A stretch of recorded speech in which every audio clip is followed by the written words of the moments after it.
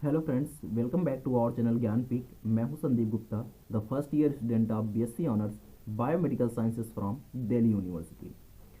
दोस्तों, बहुत सारे फ्रेंड्स के ये कमेंट आ रहे थे कि आखिर वो एक साथ बोर्ड्स और सीयूईटी को कैसे मैनेज करें। तो चलिए बताते हैं आपको कुछ टिप्स, आपको दोनों कैसे मैनेज करना है।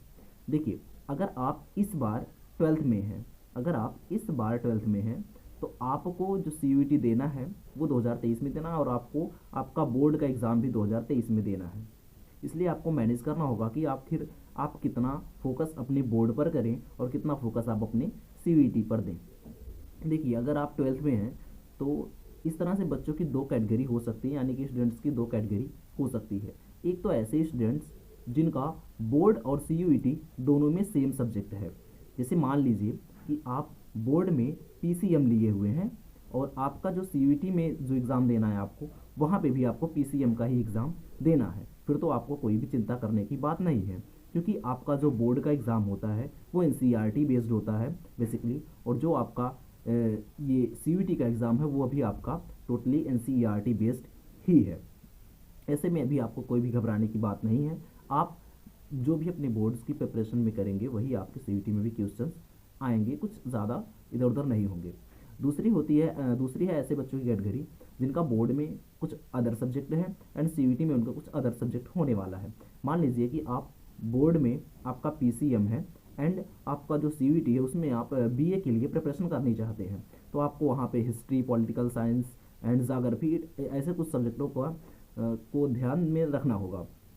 और ऐसे में अगर आप जैसे बीएचयू की तैयारी कर रहे होंगे तो आपको वहाँ पे बीए के लिए आई थिंक उसमें बस दो ही चीज़ें मांगती है, एक तो आपका जनरल टेस्ट और आपका एक लैंग्वेज टेस्ट। तो वहाँ पे लैंग्वेज टेस्ट तो आप अपने बोर्ड में भी पढ़ रहे होंगे, जैसे कि आप चाहे हिंदी का हो या ये इंग्लिश का हो वो तो आप पढ़ ही रहे होंगे। सेकंड थिंग्स जो आपकी आती है जनरल टेस्ट का, वो थोड़ा सा अलग हो जाता है।